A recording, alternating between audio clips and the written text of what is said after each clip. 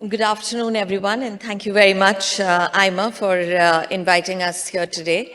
Um, this is a fun session because we're going to talk about the rise of India as a great power.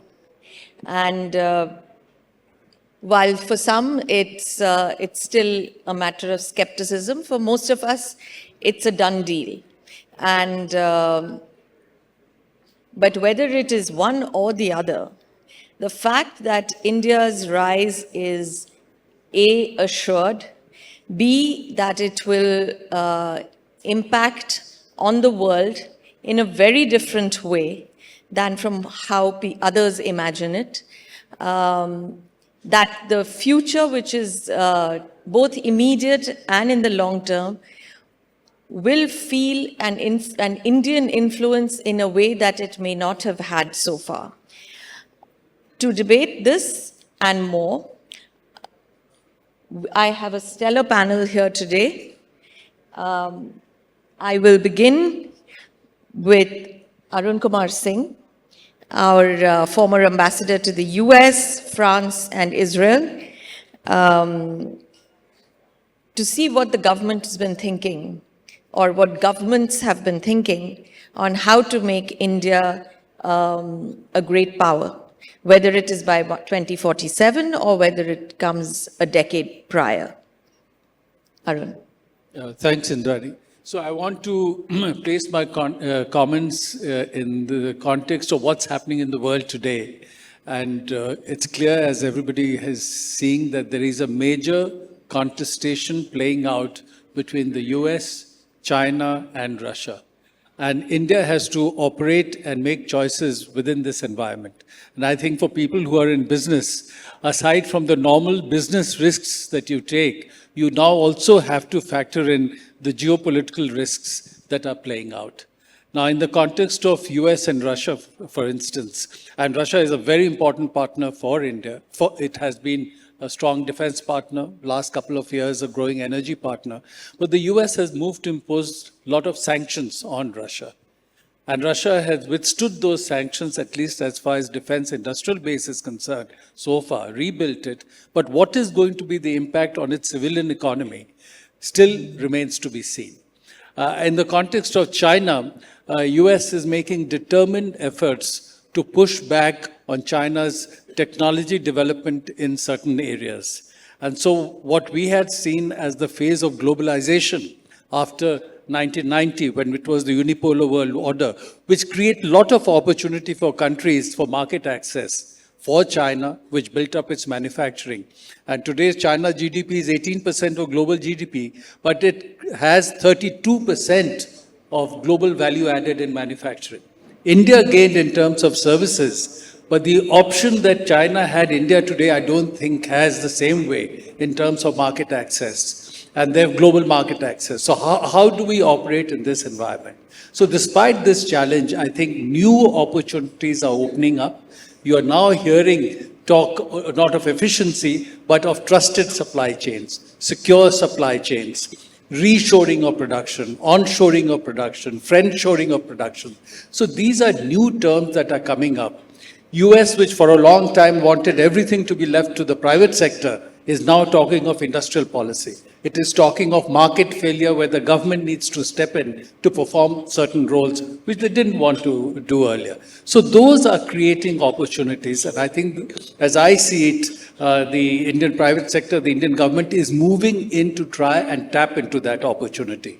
And one of the things that came out was this initiative on critical and emerging technologies between India and the US in January 2023, where they've signaled that at a time when they're restricting technology access for China, on national security grounds, they believe that they should strengthen technology partnership with India. So in artificial intelligence, quantum, cyber, 6G, biotech, semiconductors, space, defense, US is showing a new willingness to partner with India in high-level technology. And one example that we are seeing playing out right now is in semiconductors. After the launch of the ICIT initiative and in the background of the efforts that the Indian government has been making, 6 US companies immediately announced fresh investments in India. And after they announced their investments in India, our Ministry of Commerce and the US Department of Commerce did a MOU on establishing a semiconductor value chain between them.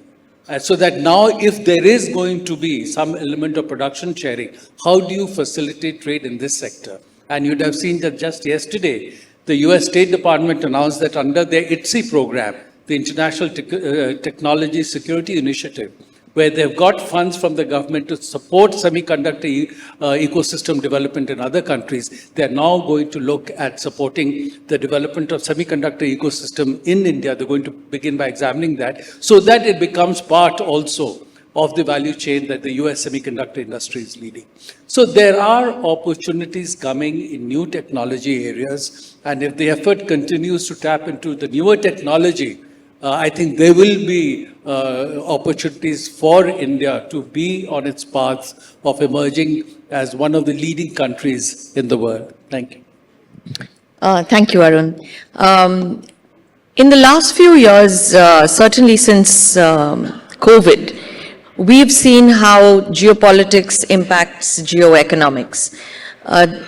The economic choices that countries are making are influenced by the geopolitical choices that they have made as well. And this growing convergence between geopolitics and geoeconomics is new, because for many years we believed the world was flat and you could trade with anybody and do anything. That opens a new chapter for India. Another thing that will determine how India influences the future is what I call the energy transition.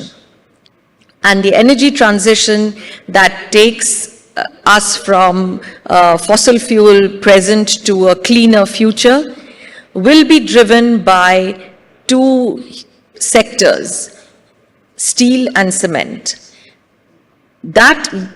How these two sectors function will determine to a large extent India's own future in the world.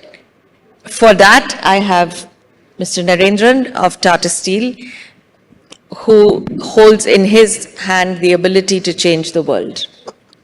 Thank you. That's very flattering. I wish that was true. But yes, steel, as you said, and cement are seen as hard-to-abate sectors. Each contribute to, I think, 8% of the carbon footprint in the world each. But, you know, I think the world is underestimating the cost and complexity of this transition. You know, and as you have critical industries making the transition, you realize that it cannot happen without some government support. It cannot happen without customers willing to pay something more for it. So far, the successful transitions have been in the mobility industry, in the green energy space, right? And all that would not have happened. EVs would not have happened without support. You know, windmills and solar panels have been around for a very long time. It took off because there was support, right? So I think as the world transitions, and you've not even started electrifying process industries like steel and cement. So I think there is a cost to it, which we need to be conscious of. Europe is, I think, addressing this problem through a policy roadmap, an infrastructure roadmap, and incentivizing customers to pay more for greener products in some sense of the term. The US is doing that by throwing a lot of money at the problem, the Inflation Reduction Act, etc. Right? I think in India, we need to certainly look at it as an opportunity. We've done a great job in renewables over the last few years. But as we transition as an economy, we need to address the socio-economic consequences. A lot of India, particularly Eastern India, depends on coal mining for subsistence. Right? How do you deal with the socio-economic consequences of that? You also need a lot of power, more energy, and without battery as coming in between, you cannot do the transition of process industries. So there is an infrastructure roadmap that one needs to have. If you look at steel, most of the steel capacity is coming up in Eastern India. Typically, the world is moving from coal to gas to hydrogen. You don't have gas in Eastern India. You need to have the pipelines, the LNG terminals. So there needs to be a 10-year, 20-year roadmap. There needs to be a policy roadmap to make that happen. And then the business will invest and customers should be willing to pay more as well. Right? So I think it's a great opportunity for India. Unlike China, which built a large manufacturing economy and now is trying to make it green, India can build a large manufacturing economy which is greener than the one that China built over the last 20, 30 years. So that's an opportunity for India. It's also a risk for India. If India doesn't make the transition fast enough, we will find that large economic blocs like the US, Europe and China have already made the transition, and India gets locked out of those markets because of carbon border adjustment mechanisms and other such constructs. So I think it's very important for us to do this. We made a good start, but I think we've reached a stage where we need a more holistic approach which involves multiple parts of the government working together along with industry to make this transition. Thank you. The road to a more powerful India and the road to a more developed India actually runs through the veins of its transport infrastructure. For decades, we were told that we cannot step up because our infrastructure was so poor.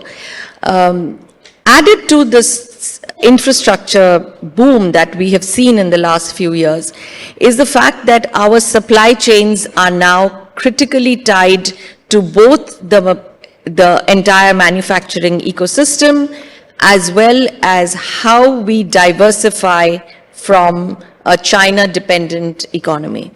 Mr. Agarwal, for you to look at how supply chains are changing in India, what is it that we need to take this forward, and how does this contribute to the growth and the development of India as a power? I think it's a well-known fact that today India needs to integrate globally with global supply chains. Not just from a China plus one strategy, but the fact that India's own resilience will come from the fact that we are able to develop these supply chains. Take the example of pharmaceuticals, where we are still dependent on a lot of APIs from China. Take the example of chemicals, where we are again dependent on APIs from China. And of course, a lot of manufacturing equipment. We're talking about a semiconductor policy, but most of the equipment is all going to come from overseas. The phones that are being made in India that we are very proud of, 94% of those components are imported. So to really build resilience in supply chain, the current way of that we are doing, the things that we're doing are in the right direction. So essentially building accesses of cooperation in various areas. The first and the most important has been military. So with the Quad that got set up, that is something that is going to help us. Political, the 3 I's, that is also going to help us. And more importantly, the economic. So the economic, where we are building, making the FTAs or the EFTAs, etc. Those are things that are going to give us more resilience. We need to do more of that. We need to add more such economic accesses where we get more and more different countries that we want to partner with as part of that access, so that we are able to then control the supply chains that we want to. The world is also looking to India for imports. They want India to really supply to the world as well. But we have to build this resilience. Simultaneously, other than the military, the political, the economic, the other aspect is the social accesses. Some of those social accesses of power need to be also controlled by India. Otherwise, we will not be able to influence countries where we want to align with. Clearly, supply chains today, and this is not anecdotal, but when I speak to a lot of companies, are actually in stress because they are heavily dependent on imports. And this needs to really change. So for India has to build up these different accesses to really move to the next dimension. Thank you. My next question to you in the next round will be the hows. There is and of course, Gunnar, you get the last word on this round at least. Europe comes in a very interesting space. They're a biggest market, but they're also a source of concern, particularly as India grows. Certainly mechanisms like CBAM, etc. We look at these as protectionist. We look at, in the US space, we look at, I apologize for barging in like this, but this is an emergency situation. It's a really urgent situation. So Mr. Sanjay Saran, if you are here in the hall, please, your family is trying to reach you. Mr. Sanjay Saran, it's a medical emergency at your home. Please call your family. They are trying to reach you. Thank you. right. So there is a question that we often ask, which is, are developed countries becoming more protectionist when it comes to imports from, say, developing countries like India? We look at IRA, we look at the CBAM certainly.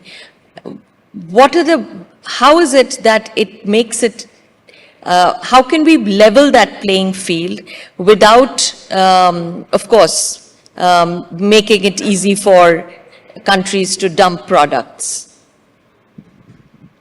Well, first of all, also thank you from my side for having me here. It's always a pleasure to be back and representing sort of the outside-in perspective on this panel here from Europe.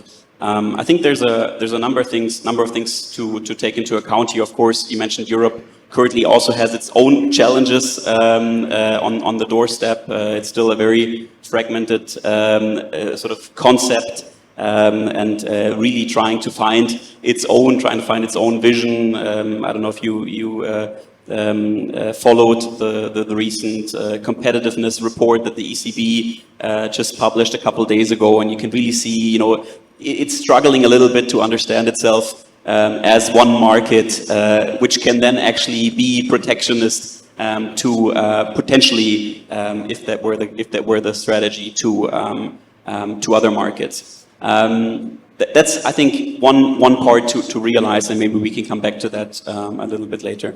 I don't think there's a inherent protectionism towards India currently from Europe, not as opposed to what we're currently seeing to import duties to China in certain industries. But what I would note is India, particularly in Europe, has, I think, been acknowledged and respected for its very, I would call it maybe pragmatic, neutral, opportunistic, of course, sort of in some cases foreign affairs and strategy. But with the sort of events and challenges that we currently see around the world, from a European perspective, on the doorstep, Russia, Ukraine, Middle East. The topics are becoming so polarized that it's, I think, become extremely difficult for a country, for a region, or for a country like India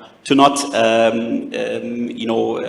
be associated with certain sides here. And I think that's something you need to take into account. It's, of course, perfectly okay and understandable that different regions of the world have different perspectives on, for instance, the conflict that we're seeing in Europe currently, Russia, Ukraine, and I think that's perfectly acceptable to some extent.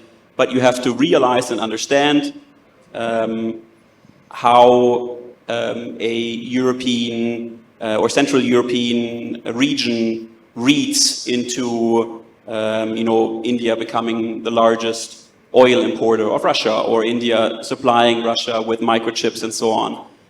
That does not and cannot, for several reasons, become or remain unnoticed. So I think those things have an effect then, which may also hinder, and I think those are maybe the slight protectionist tendencies you sometimes see and feel, hinder these future collaborations. So I think that's maybe a glimpse into what we could interpret into those dynamics.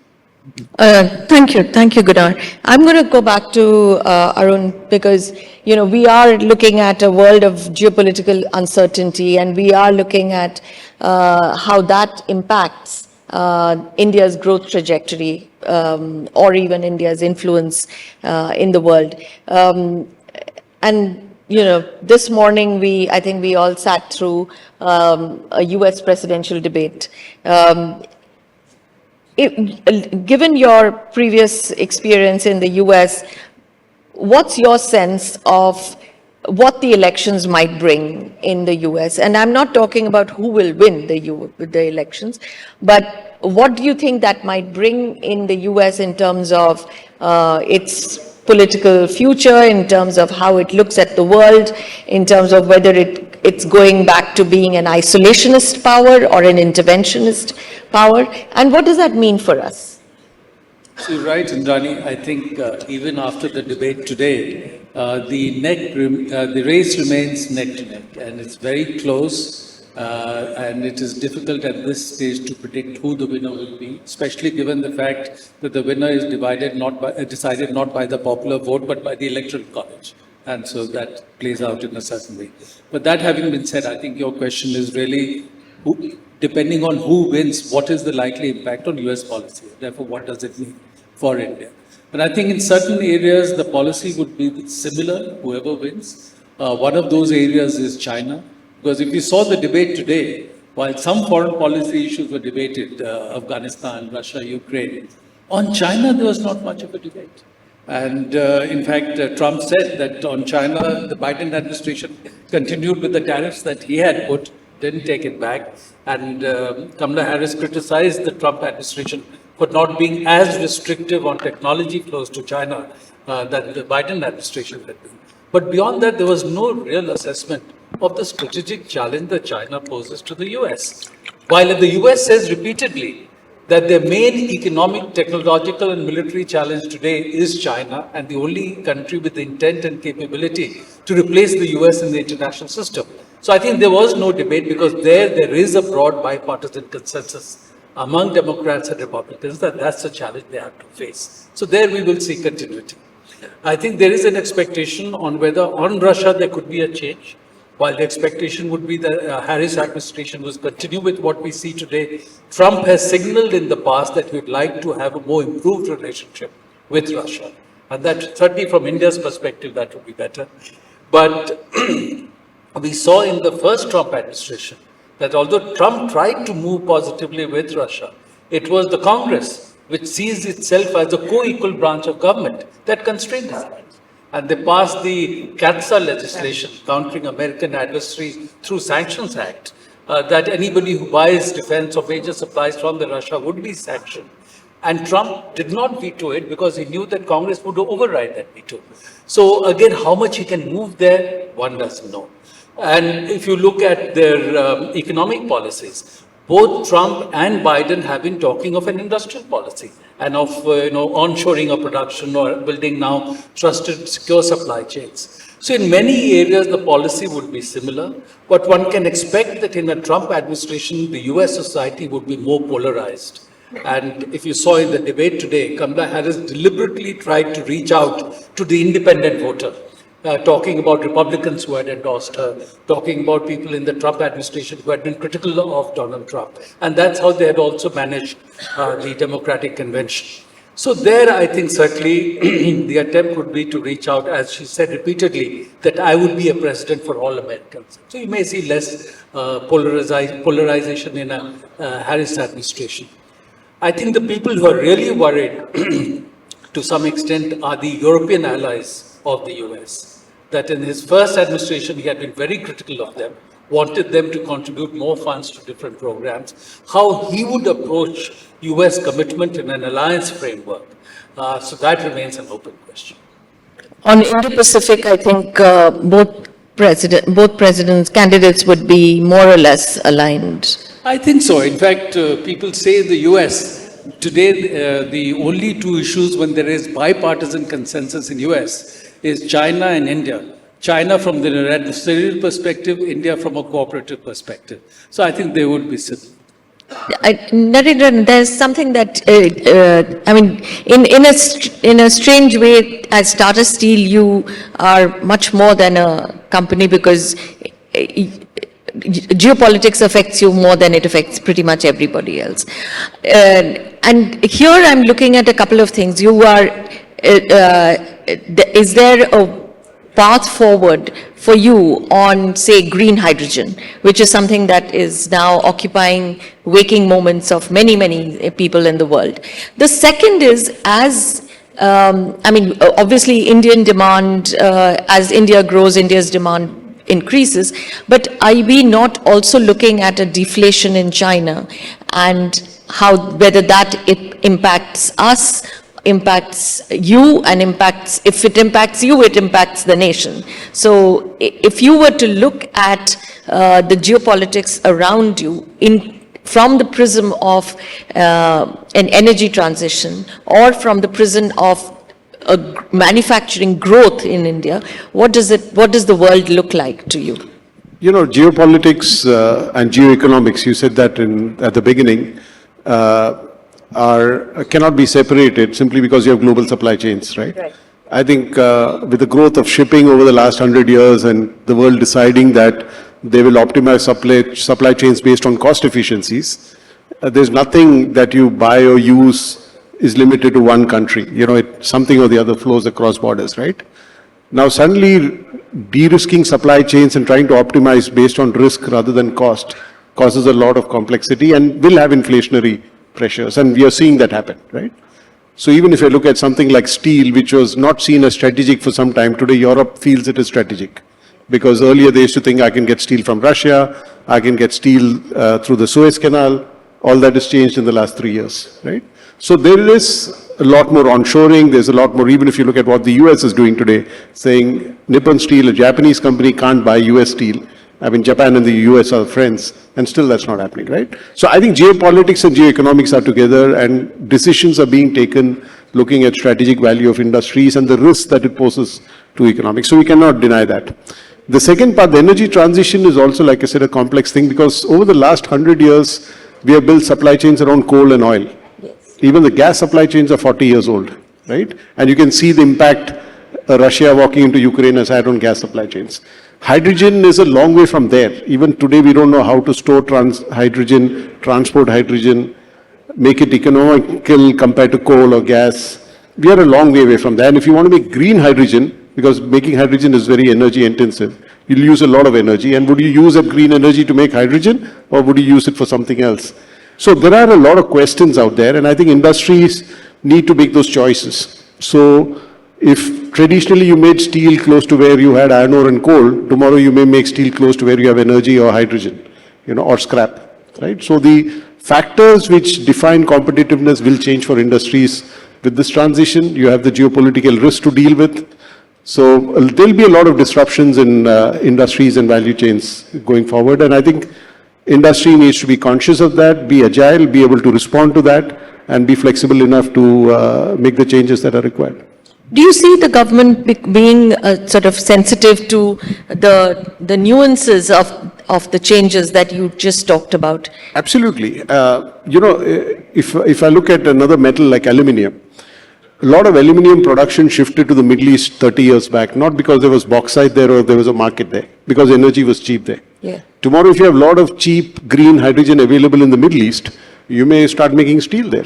You know, so these are things, not because there's a market there or there's iron ore there, but because if the biggest input, cost factor is energy, and that's available cheap there, then you may set up a plant there. So there will be many such decisions taken over the next 20, 30 years as the world transitions to newer process routes.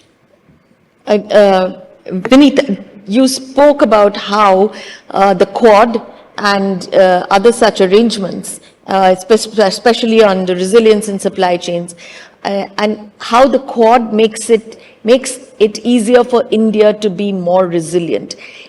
Can you elaborate on that for us on the ground? What does it look like on the ground? I mean, we've read about it, but honestly, for most Indians, it's a mystery.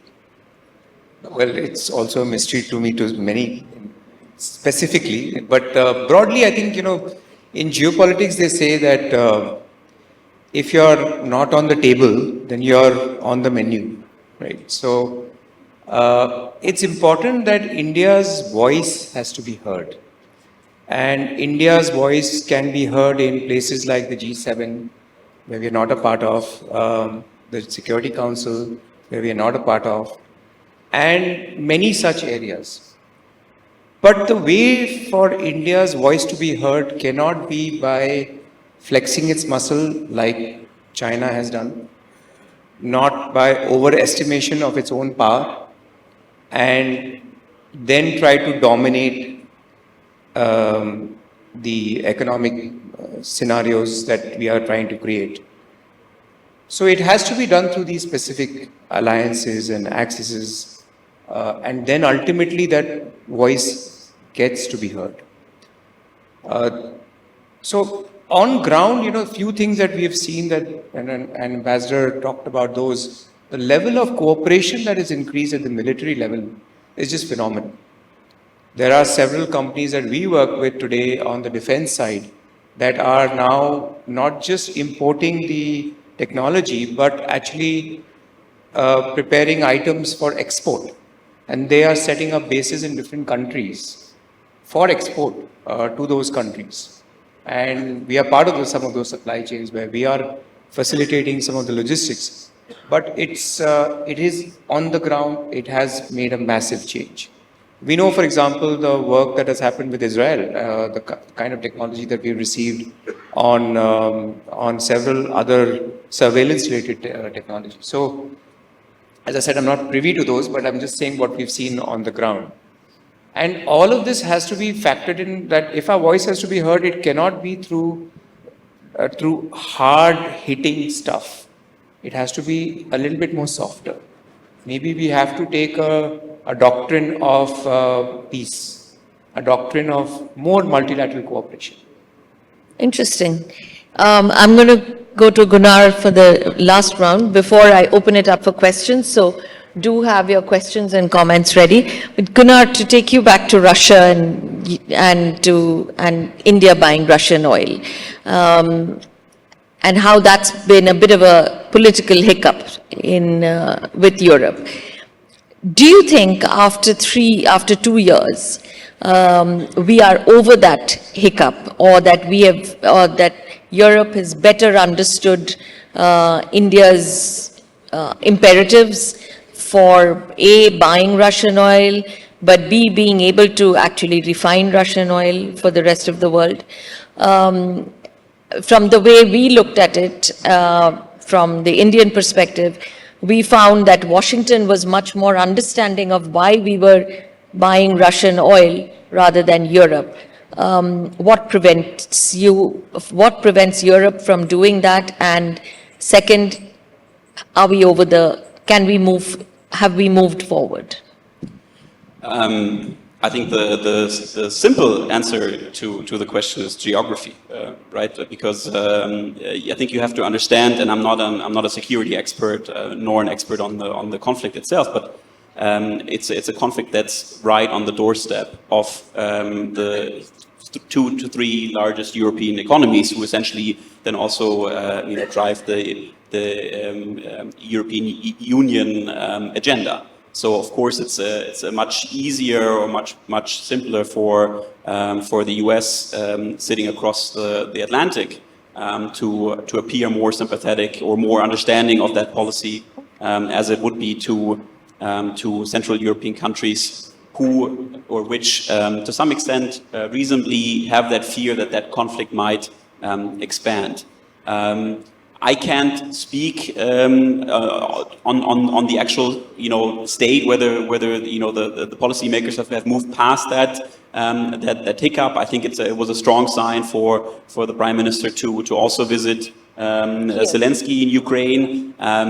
But in the end, the facts still remain the same, that of course a big part of the world, a big part of Europe is trying very hard to upkeep those sanctions. And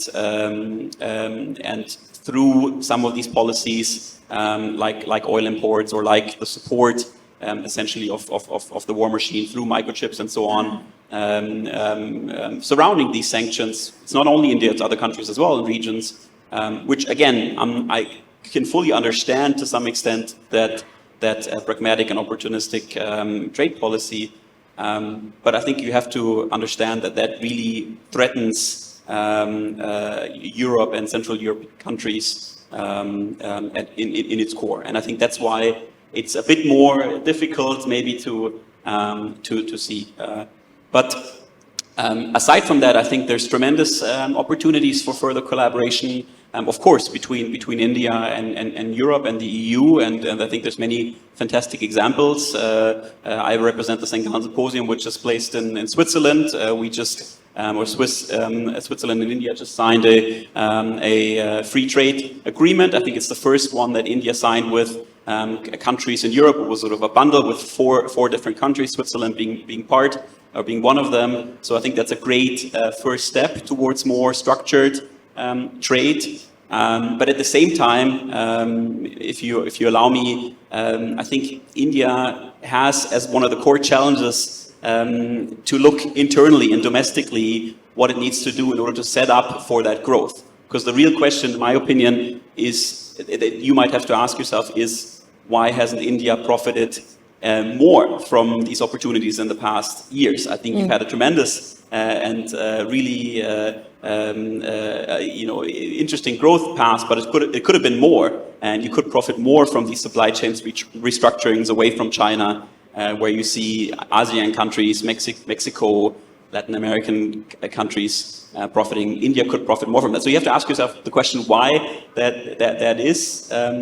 Our answer, representing again this Gallen Symposium, which is an initiative that really looks towards the next generation, is: are you putting your next generation into value as much as you could? Are you really harvesting this sort of demographical dividend? You have, I think it is, 50% of your population below the ages of 25, 60% below 35. I would probably, be welcome to sign for most European countries that we would wish for those demographic numbers, because that really means you can set up your economy through the next generation for the futures to come. But that means getting the youth unemployment down, which is, I think it's 40%, investing into, vocational training, skilled workforce, really setting up domestically. And then, it makes sense. Then you have internationally, collaborations, free trade agreements, international demand, but also domestically the infrastructure and the processes and so on to meet that demand. Yeah.